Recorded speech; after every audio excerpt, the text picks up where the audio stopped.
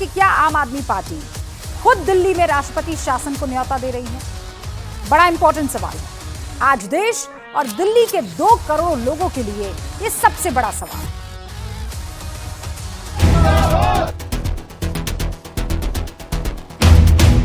Bharatiya Janata party शासित केंद्र सरकार दिल्ली में राष्ट्रपति शासन लगाने वाली है।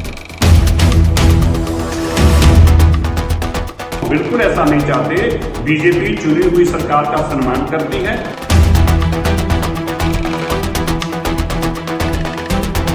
आम आदमी पार्टी के नेता अनर्गल बयानबाजी करते हैं, सनसनी फैलाने के लिए कुछ भी बोलते हैं। अरविंद केजरीवाल चाह रहे हैं कि किसी तरीके संवैधानिक संकट खड़ा हो जाए और दिल्ली में राष्ट्रपति राज लग जाए। दिल्ली में किसी भी अफसर की पोस्टिंग नहीं हो रही। उनका एक ही उद्देश्य है कि जो बचे कुचे पापी आपके नेता हैं उनको भी जेल की सलाखों के पीछे भेज दे।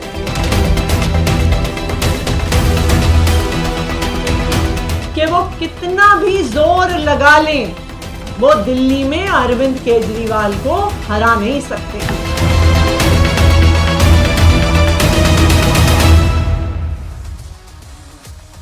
अब सवाल तो यही है कि क्या दिल्ली सबसे बड़े संवैधानिक संकट की तरफ बढ़ रही है?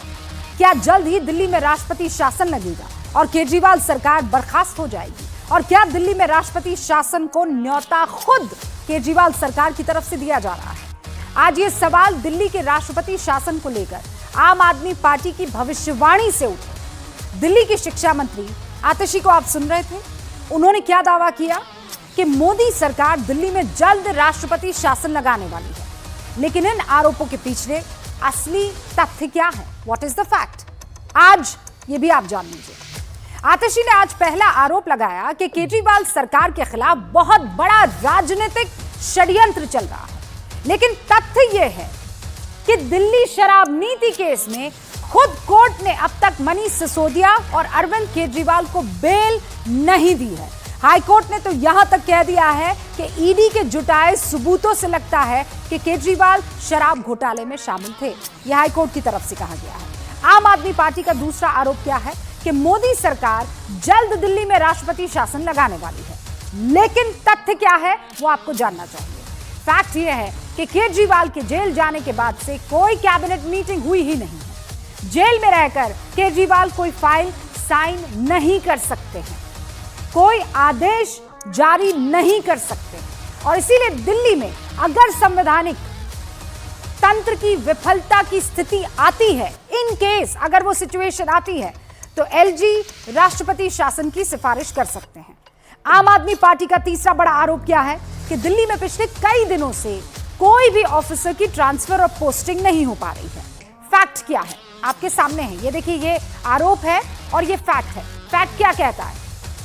फैक्ट क्या कहता है कि केजरीवाल के जेल जाने के बाद से प्रशासनिक काम रुके पड़े हैं। आम आदमी पार्टी का चौथा आरोप क्या है कि उपराज्यपाल बिना कारण दिल्ली सरकार के खिलाफ गृह मंत्रालय को चिट्ठी लिख रहे हैं। फैक्ट क्या है?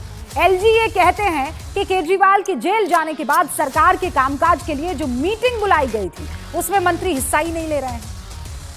अब आपको ये बताते हैं कि इस पूरे के पूरे विवाद का पेच कहां फंसा हुआ है और क्यों ऐसा लगता है कि केजरीवाल सरकार खुद दिल्ली में राष्ट्रपति शासन को न्योता दे रही है। असल में आम आदमी पार्टी चाहती है कि केजरीवाल को जेल से सरकार चलाने की अनुमति मिले, लेकिन इसमें कई कानूनी बाधाएं हैं। उपराज्यपाल कहते हैं कि वो जेल से दिल्ली सरकार नहीं चलने देंगे। आम आदमी पार्टी की मंत्री उपराज्यपाल की बुलाई बैठक में शामिल नहीं हो रहे। क्यों? क्योंकि आम आदमी पार्टी का मानना है कि उन्हें इसका अधिकार है ही नहीं, जबकि उपराज्यपाल कहते हैं कि बैठकों में शामिल ना होकर आम आदमी पार्टी ये बता रही है कि वो दिल्ली वालों की जिम्मेदारी के प्रति सेंसिटिव नहीं है, संवेदनशील नहीं है। हालांकि आपको यह भी जानना चाहिए कि भारत में ऐसा कोई स्पष्ट कानून नहीं है जो सिर्फ इस आधार पर सरकार को बर्खास्त करने का अधिकार देता है कि आप मीटिंग में शामिल नहीं हो रहे क्योंकि मुख्यमंत्री जेल में है। ये 2 पॉइंट्स हैं। लेकिन तथ्य ये भी है कि केजरीवाल के लिए तिहाड़ में अलग से नियम नहीं बनने वाले हैं, वो आम कैदी की तरह रहेंगे। इसीलिए ना तो केजरीवाल जेल में सरकारी फाइल्स मांग सकते हैं, ना कैबिनेट बैठक कर सकते हैं, ना आदेश जारी कर सकते हैं। मतलब ये कि केजरीवाल जब तक जेल में रहेंगे तब तक दिल्ली का कामकाज ठप ही रहेगा। समझ लीजिए।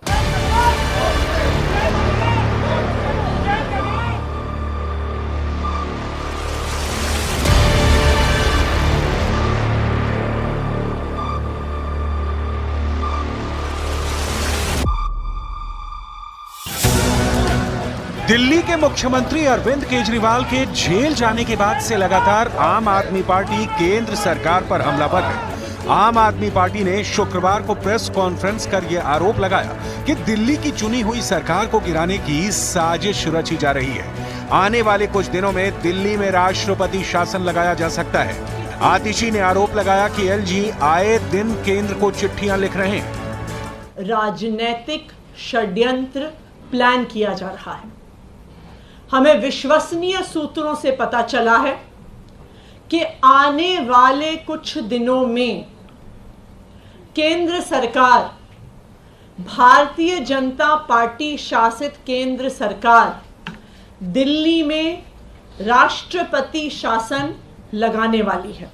आम आदमी पार्टी के नेता अनर्गल बयानबाजी करते हैं, सनसनी फैलाने के लिए कुछ भी बोलते हैं।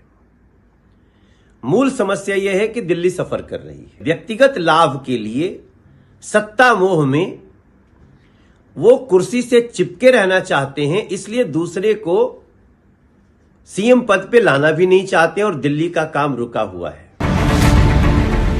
आम आदमी पार्टी ने आरोप लगाया है कि अरविंद केजरीवाल की सरकार के खिलाफ एक बहुत बड़ा राजनीतिक षड्यंत्र तैयार किया जा रहा है। इसी वजह से दिल्ली में पिछले कई दिनों से किसी भी अफसर की पोस्टिंग नहीं हो रही है। दिल्ली में कई विभाग खाली हैं और पुराने केस को उठाकर सरकार बदलने की साजिश रची जा रही है। बीजेपी ने आम आदमी पार्टी के सवालों पर करारा जवाब देते हुए कहा है कि जब से केजरीवाल जेल गए हैं, सीएम की कुर्सी के लिए आप में जंग चल रही है। बीजेपी चुनी हुई सरकार का सम्मान करती है।